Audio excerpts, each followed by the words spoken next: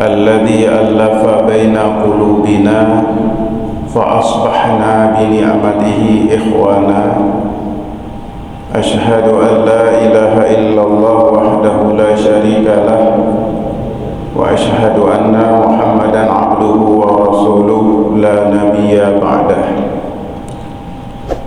اللهم صل وسلم على سيدنا ومولانا محمد وعلى آله وصحبه أجمعين أما بعد فيا عباد الله اتقوا الله حق تقاته ولا تموتن إلا وأنتم مسلمون. Marilah pada subuh yang berbahagia ini kita menyampaikan rasa syukur kita kepada Allah Subhanahu wa taala dikarenakan kita masih diberikan sihah wal afiyah, taufik wal hidayah oleh Allah, sehingga kita dapat hadir di tempat yang mulia ini dalam rangka mempersembahkan ubudiyah terbaik kita kepada Allah Subhanahu wa taala. Selawat dan salam senantiasa kita doakan disampaikan kepada Rasulul Kiram, junjungan alam Nabi besar Muhammad sallallahu alaihi wasallam, keluarga dan sahabat beliau sekalian. Hadratil muhtaramin, para ulama, guru-guru kami, para jamaah yang dirahmati Allah Subhanahu wa taala, bahwa selama bulan Ramadan ini telah kita masuki pada hari yang ke-8 ini, tiada henti-hentinya kita disajikan dan disuguhkan dengan berbagai siraman rohani, dengan berbagai tausiah, dengan berbagai mau'idatul hasanah yang tujuannya tidak lain dan tidak bukan diselenggarakan oleh masjid, diselenggarakan oleh menasah-menasah, diselenggarakan di berbagai tempat di dalam masyarakat, dalam rangka tidak lain dan tidak bukan untuk memastikan bahwa ibadah puasa yang kita jalankan menjadi ibadah yang sempurna. Puasa, kata Imam Al-Ghazali, itu inna sawma rubu'ul iman. Puasa itu, kata beliau, adalah merupakan 1/4 dari iman. Orang-orang yang menjalankan puasa dengan benar, orang-orang yang menjalankan puasa iman wa ihtisaban, karena iman dan karena mengharap pahala dari Allah Subhanahu wa taala, maka orang tersebut telah mencapai 1/4 iman. Imam Al-Ghazali mendalilkan kesimpulan beliau bahwa puasa merupakan 1/4 daripada iman dikarenakan dua hadis Rasulullah sallallahu alaihi wasallam. Hadis yang pertama, Nabi mengatakan bahwa as-shaumu nisfus sabri. Puasa itu adalah 1/2 dari kesabaran. Jadi 1/2 dari isi puasa adalah kesabaran. Sabar di dalam taat dan sabar untuk menghindari maksiat. As-sabru nisful iman. Kemudian hadis yang kedua, Nabi mengatakan bahwa sabar merupakan 1/2 dari iman. Dari dua hadis ini Rasulullah sallallahu alaihi wasallam ungkapkan itu, Imam Al-Ghazali secara matematis menyimpulkan bahwa as-shaumu rubu'ul iman. Puasa merupakan 1/4 daripada iman. Maka barang siapa di antara kita yang sampai umurnya pada bulan Ramadan ini melengkapi puasa kita dengan kesempurnaan, melengkapi puasa kita tidak terjatuh ke dalam kekurangan, tidak terjebak ke dalam hal-hal yang dapat menghancurkan nilai dan kualitas puasa, maka kita sudah berada pada 1/4 iman. Maka alangkah besarnya ibadah ini, sehingga dia begitu istimewa. Bahkan Allah sendiri mengatakan, ana ajzi as-saumu lahu ana ajzi bih. Puasa itu untukku, ana ajzi bih, aku sendiri yang akan membalas. Dikalau ibadah-ibadah yang lain itu punya ukuran, balasan pahalanya itu punya standar, sudah ada kuotanya, antara 10 dibalas hingga 700 gandaan. Tapi berbeda dengan puasa, yang puasa tersebut tidak diberikan kuota. Berapa banyak balasan Allah Subhanahu wa ta'ala kepada orang yang berpuasa itu kita tidak tahu. Yang pasti di atas 700 daripada kuota ibadah-ibadah lain.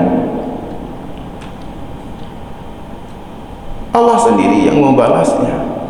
Oleh karena itu dia menjadi istimewa, karena Allah sendiri yang mengurus puasa ini dalam konteks pahalanya. Inilah kaum muslimin jamaah subuh yang dirahmati Allah, puasa ini menjadi istimewa. Namun keistimewaan puasa, sebagaimana telah difardukan kepada umat-umat sebelum kita, sebagaimana Allah tegaskan dalam Al-Quran itu harus dijaga dari hal-hal yang menghancurkan. Maka di dalam puasa, sebagaimana telah kita tahu, ada dua unsur, ada dua hal yang harus kita hindari. Pertama disebut dengan al-mubtilat, hal-hal yang dapat membatalkan puasa, yang secara fikih kita sudah belajar sebagai ilmu fardhu'in semenjak kecil. Puasa hancit tapajuhbu, puasa hancit tajibiyah. Bahkan pada saat mandi pun kita menjaga tubuh kita. Kita menjaga siraman air yang kita siram di atas tubuh kita itu tidak sampai masuk ke dalam rongga-rongga, tidak masuk ke dalam mulut, tidak masuk ke dalam telinga, tidak masuk ke dalam hidung, tidak masuk ke dalam dubur. Karena hal itu merupakan mubtilat, hal-hal yang membatalkan puasa. Bahkan ada orang yang ludahnya pun tidak mau ditelan untuk menjaga puasanya, walaupun itu boleh. Selama ludah itu belum keluar dari mulut kita, itu merupakan produksi yang ada di dalam, maka itu boleh. Tetapi bahkan kita menjaga puasa kita, ludah pun tidak mau kita telan. Itu menjaga al-mubtilat, menjaga hal-hal yang dapat membatalkan puasa. Kita tidak menyentuh keluarga kita pada saat kita sedang berpuasa. Tetapi ada yang kedua, ada yang disebut dengan al-muhlikat, yaitu perkara-perkara yang dapat membatalkan nilai dan kualitas puasa, atau dalam bahasa agama disebut menghancurkan pahala puasa. Menghancurkan pahala puasa. Dan inilah yang sering kita lupakan. Kita bisa menjaga ibadah itu untuk sah. Ibarat kalau mungkin tidak terlalu tepat, kita sudah berhasil membangun sebuah rumah yang megah, arsitekturnya bagus, desain luarnya sangat indah, orang-orang yang melihat terpesona dengan desain rumah tersebut. Sudah berhasil kita tegakkan, tetapi di ruang dalam rumah tersebut penuh dengan kala jengking, penuh dengan ular, penuh dengan ulat, penuh dengan binatang-binatang yang menjijikkan.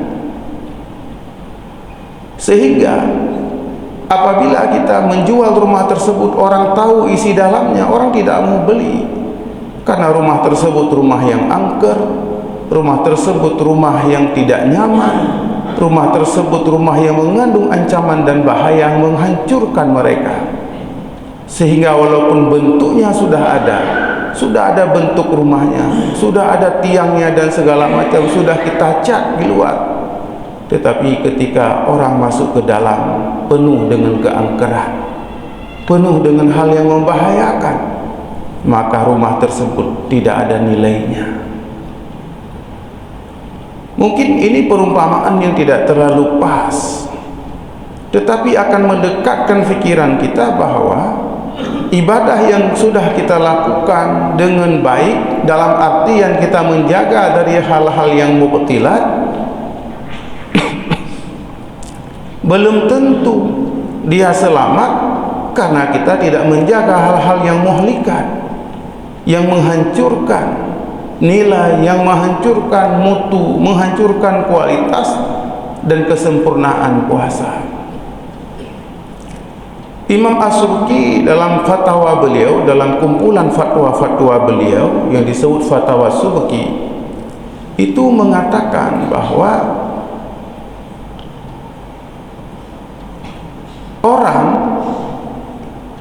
yang berpuasa, menahan lapar, menahan haus, tidak melakukan hal-hal yang mubah pada saat sebelum puasa, itu mubah, bukan haram, makan, minum, kemudian membiarkan tubuhnya tidak ada makanan, tidak ada minuman, padahal sifat manusia itu membutuhkan gizi, membutuhkan protein, membutuhkan mineral di dalam tubuhnya itu untuk supaya kuat, mampu berpikir, mampu bergerak. Tetapi selama bulan puasa dia hentikan pemberian konsumsi itu. Namun di sisi yang lain dia menghancurkan pengorbanan tubuhnya yang sudah dia derita, dihancurkan dengan yang muhlikat, dengan hal-hal yang membatalkan pahala puasa. Orang ini, kata Imam Subki, disebut orang yang melakukan jinayah, kejahatan, penganiayaan terhadap tubuh.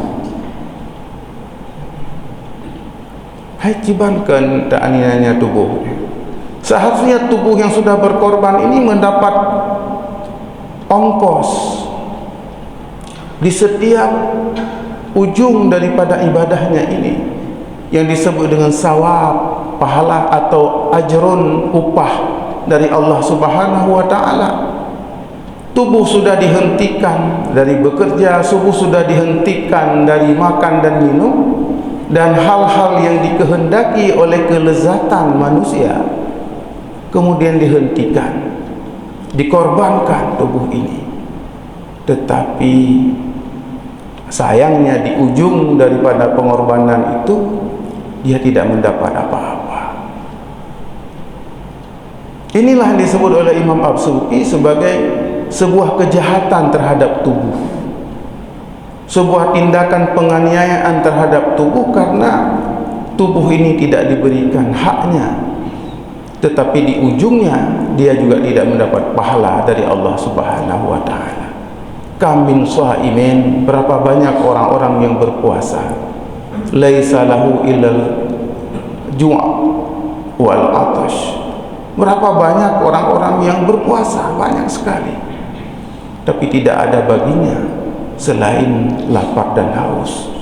Orang ini adalah merupakan orang yang melakukan tindakan kejahatan terhadap tubuhnya.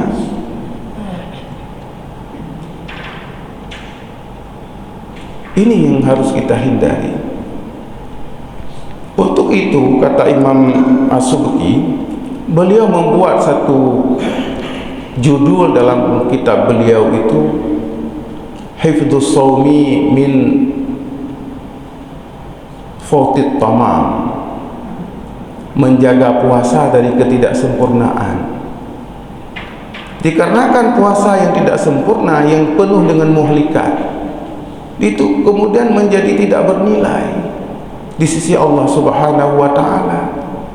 Padahal puasa yang sempurna dijanjikan nilai yang tidak terbatas, pahala yang tidak terbatas oleh Allah Subhanahu wa ta'ala. Tapi sayangnya ketika kita berpuasa dengan tidak menghindari al-muhlikat itu, hanya jaga roh, mulut kita, bahkan tadi saya sampaikan ludah kita pun kita jaga. Tetapi dalam konteks ghibah, dalam konteks fitnah, dalam konteks berbicara sesuatu yang tidak ada kepentingan dalam agama, itu kita tidak menghindarinya. Hadirin sidang jamaah yang berbahagia, sebahagian ulama mengatakan wa qad dhahaba ba'dul ulama'i ila butlani shaumi bi kullil ma'asi. Sebahagian ulama mengatakan bahwa bahkan setiap maksiat itu membatalkan puasa. Kaya tu memang hana dapat jawabu, memang hana tajabi, memang hana lakukan sesuatu yang membatalkan puasa. Tapi kita yo tak isi puasa, tak selangi puasa katanya dengan maksiat. Maka sebahagian ulama mengatakan itu membatalkan puasa. Mengapa hal ini banyak sekali diulang-ulang, dibahas, baik dalam kitab-kitab para ulama, hadis-hadis Rasulullah sendiri juga membicarakan hal ini, supaya menjaga puasa, supaya tidak terjatuh dalam kesia-siaan, supaya puasa tersebut memiliki nilai kesempurnaan, punya kualitas ibadah yang sesuai dengan yang diharapkan, sesuai dengan yang kita inginkan, bukan sebuah ibadah yang sia-sia. Oleh karena itu, Jabir bin Abdillah radhiyallahu an mengatakan, idza sumta, apabila engkau berpuasa, falyasum sam'aka, hendaklah berpuasalah pendengaran-pendengaranmu, wa basaraka, hendaklah berpuasalah oleh basaruka, oleh penglihatanmu, wa lisanuka, dan oleh lisanmu. Karena pada dasarnya puasa itu adalah menahan diri, imsak dari hal yang membatalkan puasa, imsak dari hal-hal yang membatalkan pahala puasa. Sebahagian kita hanya mampu menahan diri daripada imsak hal-hal yang membatalkan puasa, tetapi tidak bisa imsak dari hal-hal yang membatalkan pahala puasa. Inilah kaum muslimin rahimakumullah, tidak henti-hentinya selalu dibicarakan masalah al-muhlikat ini, hal-hal yang menghancurkan pahala puasa. Dipura gepegah, dipura gesampaikan, untuk mengingatkan orang yang menyampaikan itu sendiri, dan juga untuk mengingatkan jamaah orang muslimin ketika berpuasa, puasanya selamat, nilainya bagus di sisi Allah. Karena orang yang berpuasa yang bagus, yang lulus, tidak ada lolos dalam istilah puasa, karena penilaian Allah itu sangat sempurna. Punya ujian, taduk ujian di sekolah, taduk ujian di kuliah, yang kita yang bisa lulus, bisa lolos, lolos dengan berbagai macam cara. Tetapi di dalam konteks ibadah, penilaian Allah Subhanahu wa ta'ala, maka itu tidak ada istilah lolos, ada istilah lulus. Kalau imanan wa ihtisaban, sesuai dengan iman dan mengharapkan pahala dari Allah, maka dia akan lulus dengan nilai tertinggi. Nah, kaum muslimin sidang jamaah yang berbahagia, saya kira inilah kualitas, inilah yang perlu kita jaga. Puasa ini disebut sebagai ibadah nafsiyah. Kenapa disebut ibadah nafsiyah? Karena kita sendiri yang tahu bahwa kita berpuasa atau kita mampu menjaga nilai puasa atau tidak. Getanya yang tepuh, Allah yang tepuh. Ibadah nafsiyah, punya ibadah solat, dia punya gerakan, ada rukun qaulinya, ada rukun fi'alinya, terlihat bentuknya, karena tersusun daripada rukun-rukun. Ada rukun qauli, ada rukun fi'ali. Tetapi ibadah puasa berbeda. Dia bersifat nafsiyah. Na puasa hana itu boleh orang lain.